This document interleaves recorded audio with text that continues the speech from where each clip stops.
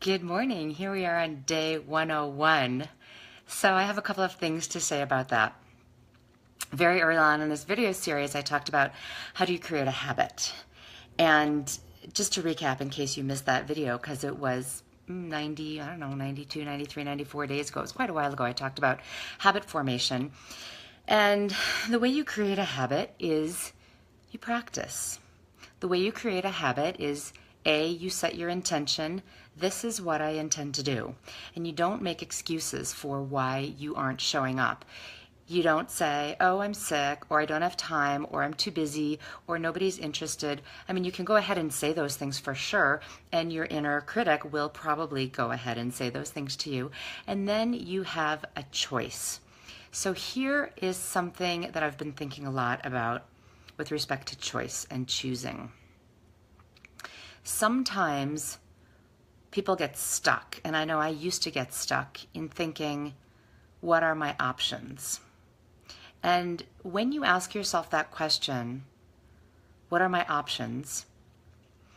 Sometimes you tend to look outside of you. You look to, what are other people doing? Or what's, I don't know, let me see if I can come up with an example so it's not so abstract. Let's say you really want to do something and you've got this story running in your head that says, I don't have any money. And I hear this all the time because people come to me because they want to break through their limiting beliefs about money. And what I have discovered in my own path in doing this work and in my life of 20 plus years as a filmmaker and now in my work as a transformational coach is that the conversation around I don't have any money has nothing to do with money. It has everything to do with how much you have been taught to value yourself. It has everything to do with your self-worth. So when you ask yourself a question about something that you want, and rather than looking for what are all the possible ways this could show up for me, you ask an externally focused question, which is, I don't have the money. And when you say, I don't have the money, you feel like you don't have options. You feel like it's a fixed statement, it's a true statement, you don't have any money, and it probably is true right this very second, if that's what you're saying. It could be true right this very second that there may be X amount in your bank account. And yet, that X amount that's in your bank account right this very second is constantly changing. Constantly, right? Money is always flowing through your hands. Money is always flowing through your business. You're always exchanging money for food or for electricity or for a haircut or for vitamins or for a vacation or whatever it is, right? If you're watching this right now, you have access to a computer and you probably had to exchange money for that computer. If you're using a public computer at the public library, there are still people who paid taxes that created that public library with the public computers in it so that you could access it. My point is that money is constantly flowing through you, and your worthiness has nothing to do with money. So when you focus on something outside of you to validate you, you're giving away all your power to something outside of you to validate you. Whether you're looking for a human to tell you that you're doing it right, or whether you're looking for money to validate you and tell you you're doing it right, or whether you're looking for approval from your doctor to tell you you're doing it right. You are so powerful when you start to go within. And that's your choice all the time. You might feel like your external choices are limited. I know I used to say this all the time because as a filmmaker, I was living in Cambridge, Massachusetts, and that's one of the filmmaking hubs, as are LA and New York. And I also used to live in New York. And so when I moved to Cambridge, I had tons of work. And then I moved to Boulder, Colorado, and I felt like, well, there's nothing here for me. And I shouldn't have left New York. I shouldn't have left Cambridge. Maybe I should move to LA. I can't do it here. And of course, that's just a complete story that kept me stuck because when I figured out how to value me more, my filmmaking business totally took off.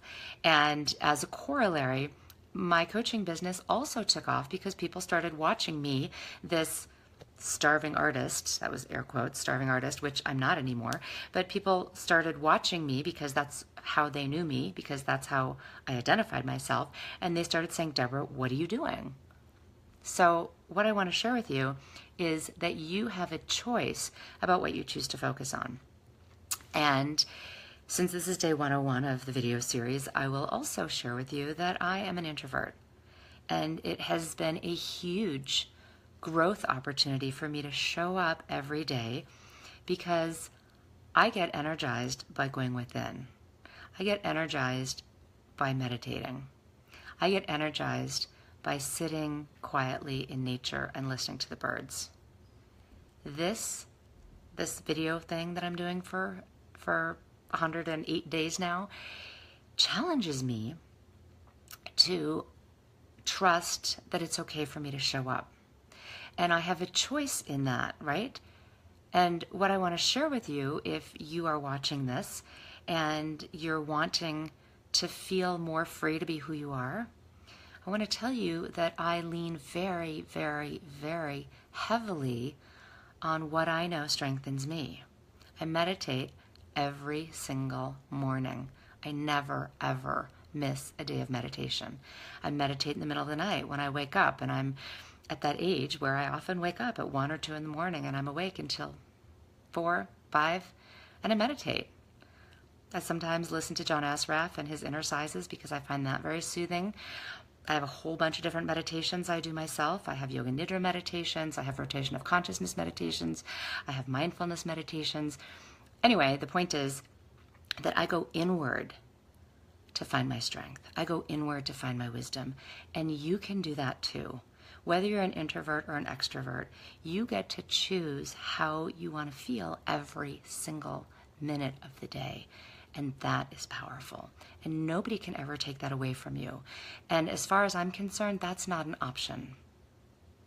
Right? So if you're looking for a job, I have a friend right now and she's looking for a job, and she was telling me the other day, oh, I have all these job interviews and there are all these other options, and I'm looking here and I'm looking there and hither and yon.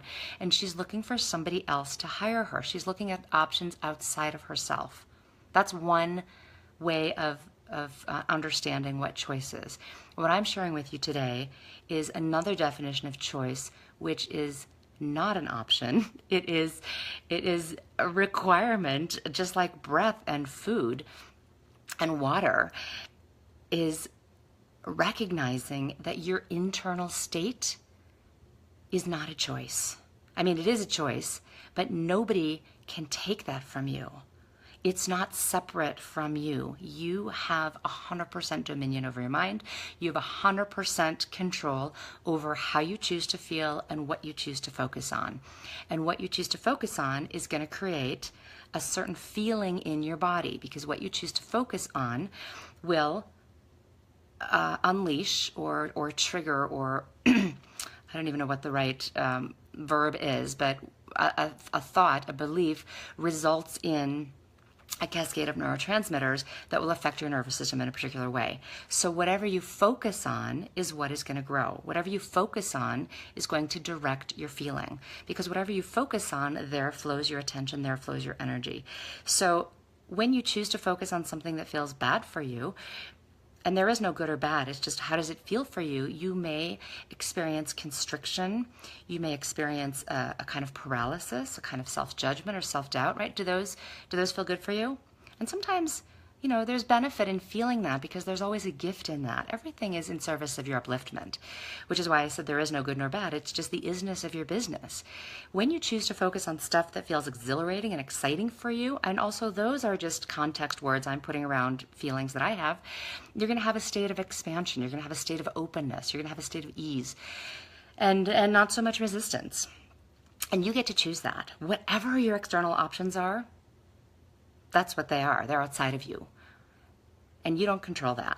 However, you could focus on wherever you're focusing on. So you could see a whole bunch more options and possibilities if you allow yourself to look around beyond where you think you should be looking. And if you look within, you have 100% control over everything that you see in there. So I find that super empowering and super liberating and super fun.